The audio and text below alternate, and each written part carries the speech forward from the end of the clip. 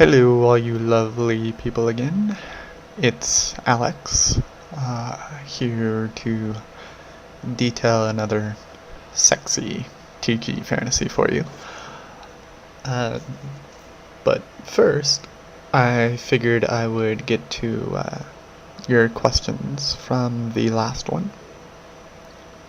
If you're watching this on YouTube, it's possible that there were some questions from the first one that I haven't seen yet, because I first posted this audio on a forum. So these are questions that I got on the forum. The first one is from Matt and Martina, and you asked how things are going between Mom and I. We talk.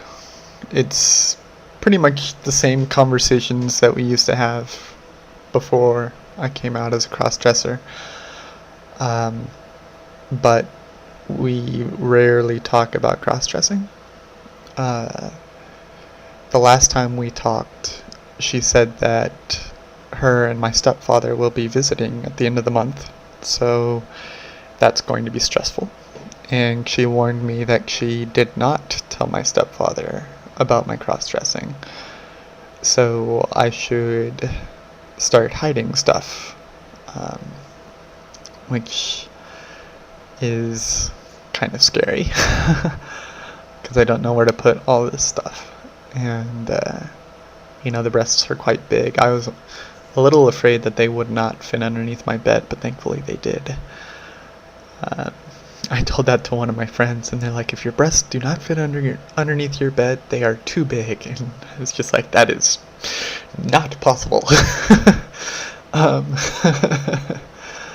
But yeah, I just need to pack all my girl clothes in a suitcase and put it somewhere.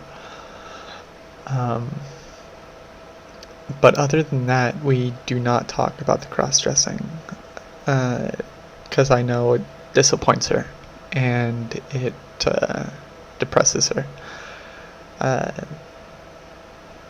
She even said that, when she told me that she was coming over, I told her that I was thinking about where I was going to put all my stuff, and she's like, you don't have to pack it away all right now, just when we get there. And then she added, not that I wouldn't want you to pack it all away right now forever and never do it again, but I know you're stubborn and you'll do what you want. So it's kind of awkward whenever we talk about it. And I'm thinking about bringing up the therapy when she gets here, but I don't know. I'm afraid to go to therapy because I'm afraid of what the answers will be and whether or not she'll agree with those answers. So yeah, it would be very awkward. Let's see, from Mindy Flythe. I almost said filth, sorry. Mindy Flythe. I'd have a bigger response if I put this on YouTube. Yeah, that's why this one you'll see is on YouTube. I was not aware that you had to download from Dropbox. I thought it was something that you can stream, because there are a lot of videos on Dropbox where you can stream up to 15 minutes. So I thought it worked like that. I did not know that you had to download.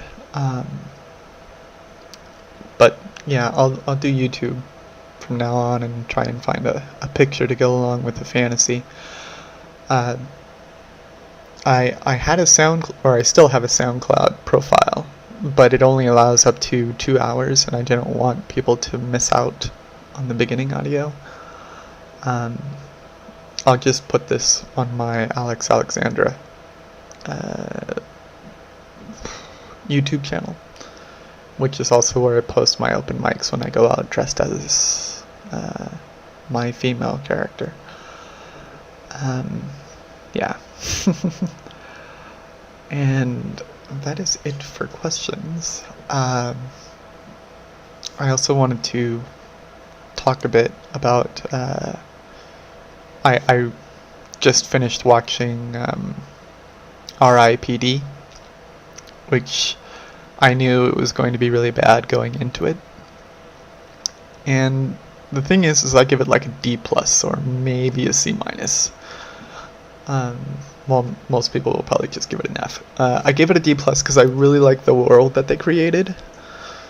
Like, it was like Men in Black but with dead people. But it was cool. I like that. And if they ever did it as a series, I would totally watch that. It kind of reminded me like an action-packed version of Dead Like Me, almost. But I figured I would talk about that because it had been mentioned in this community before because of Jeff Bridges' alter ego being Marissa Miller. And I thought she was smoking. And like even now I put on a playlist of Marissa Miller videos to help inspire me during my fantasy. The fantasy this time doesn't really involve another person. It just involves me. And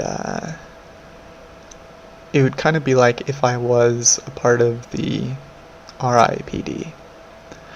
And the woman that I like to turn into, which is Denise Milani, was my alter ego. Just gorgeous, strong, stacked, just incredibly beautiful. And what it would be like if like the alter egos or the people in the RIPD started to transform into the alter egos. Like if there was some artifact that made Jeff Bridges turn into that beautiful blonde that was his alter ego. Or if I was a part of it, my alter ego was Denise Milani, and how my hair would start to grow longer and softer, and I wouldn't be able to stop dragging my fingers through it or brushing it up against my cheek, or how my fingers would get longer and skinnier at the same time. How my lips would get softer and puffier, and my waist would kind of sink in, and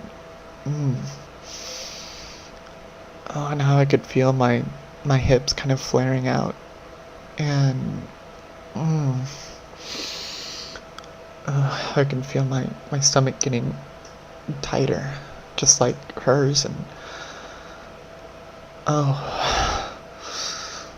and how I can feel my ass kind of getting rounder and tighter and kind of squeezing together, and my chest would get so tight and start to swell bigger and bigger, and just start ripping out of my shirt. I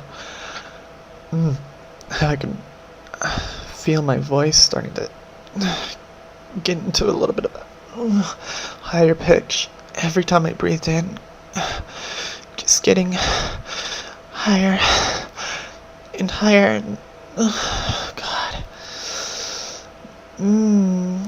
I just feel so gorgeous and feminine and sexy all over. And just incredibly powerful and strong and confident, of course.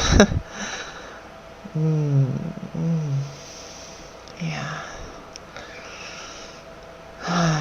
So, yeah.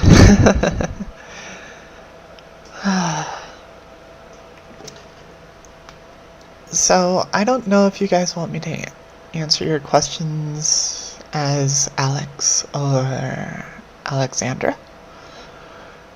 So maybe next time, if you do ask me questions, why don't you tell me whether or not you want me to answer as Alex or Alexandra. And I'll either answer them before or after the transformation, depending on what your preference is. So, yeah. I hope you guys are having a fantastic summer, and I will hopefully talk to you all soon. Bye.